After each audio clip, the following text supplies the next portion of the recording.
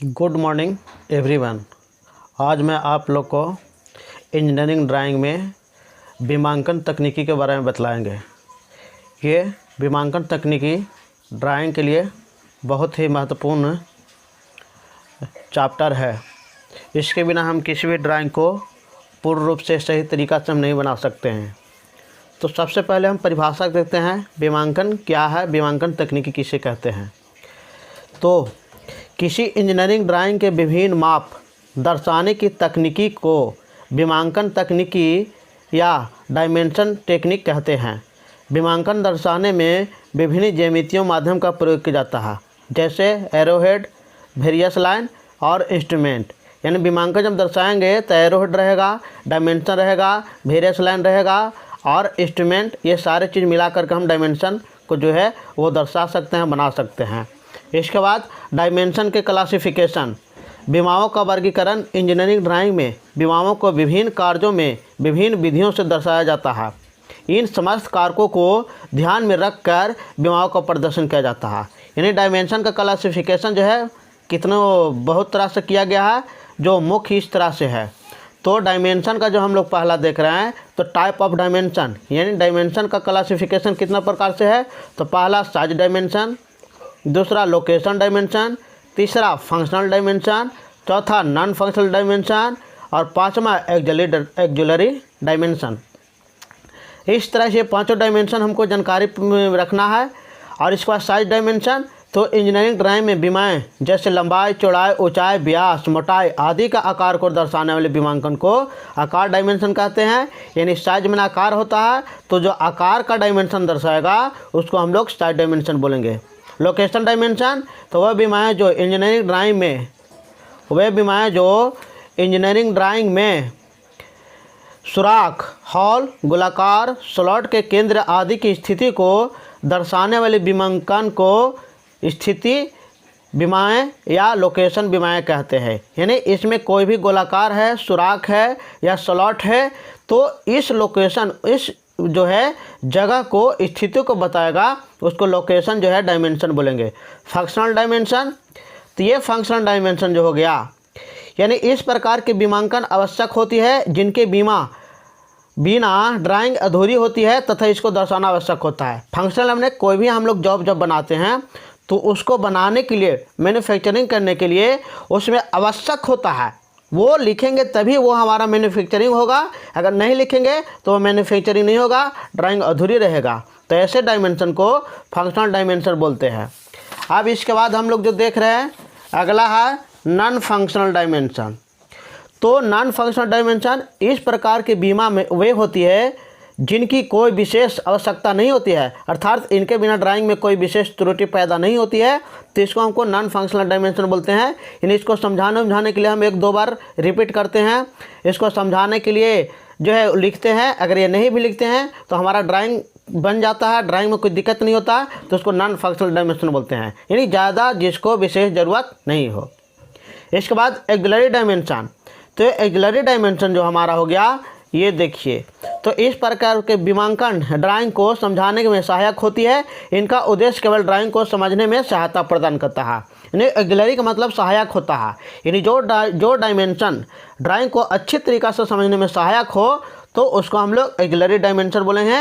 ये जितना डायमेंशन बताएं उसको हम फिगर के द्वारा हम समझाएंगे और वो फिगर हम बताएंगे, उसको आपको पूरा कंप्लीट करके ड्राइंग शीट पर प्राप्त कर लेना है, बना देना है और वो हुबेहूब अच्छा से उतारिएगा। सारे चीज़ों को अच्छी तरीक़ा से भली भांति ध्यान दे करके ड्राइंग बनाना है, तभी ड्राइंग सही होगा। अब इसके बाद ड्राइंग का मेन एलिमेंट, यानी ड्राइंग में मेन एलिमेंट ऑफ डायमेंशन, यानी विमांकन के मुख्य तत्व क्या हैं। तो इंजीनियरिंग ड्राइंग में विमांकन प्रदर्शित करने में निम्नलिखित मुख्य तत्व हैं। एक्सटेंशन लाइन विस्तार रेखा बोलते हैं, डायमेंशन लाइन बीमा रेखा बोलते हैं, एरोहेड तीर शीर्ष बोलते हैं, नैरो स्पेस न्यून जगह बोलते हैं, लीडर लाइन नेता रेखा बोलते हैं।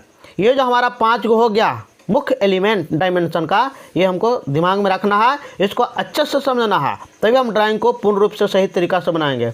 एक्सटेंशन लाइन, तो विस्तार रेखाएं वे रेखाएं होती है जो वस्तु रेखा के सीधे में खींची जाती है और उन पर विमांकन रेखा के तीर शीर्ष आकार मिलते हैं जो बाह्य रेखा से 1 mm की दूरी पर खींची जाती है। अगर दो विस्तार रेखाएं को खींचने की आवश्यकता होती है तो उससे हम परस्पर समानांतर होती है।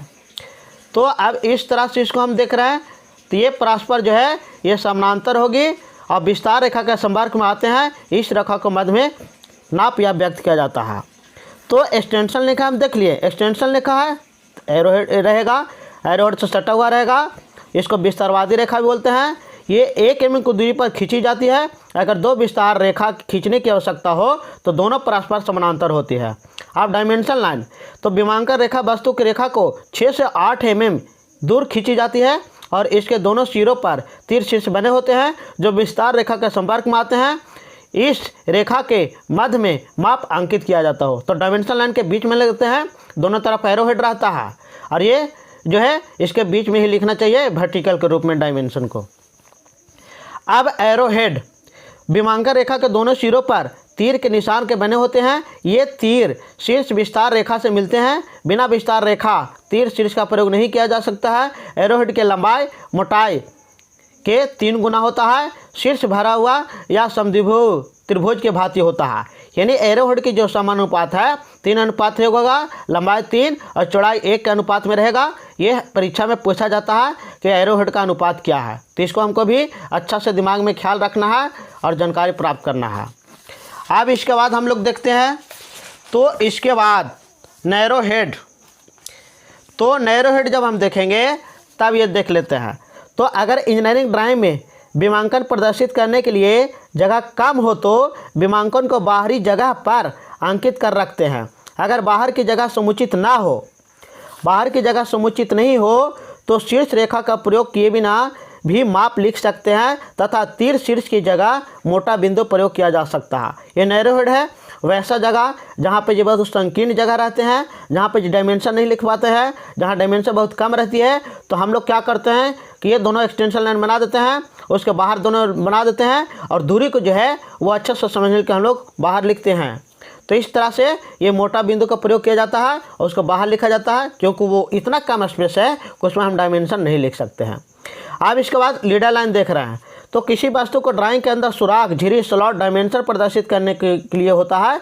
उसके लिए उस पर तीर शीर्ष लगाकर दोबारा 30 डिग्री से अधिक कोण पर यानी 45 डिग्री पर आगे रेखा को बढ़ाते हुए क्षैतिज रूप में मोड़ दिया जाता है, जिसे लीडर लाइन कहते हैं। इस मुड़े क्षैतिज रेखा को उस स्लॉट या सुराख का व्यास या त्रिज्या को अंकित किया जा सकता है। तो ये हमारा लीडर लाइन हो गया। ये एरो हेड के द्वारा बाहर निकल कर बताया जाता है।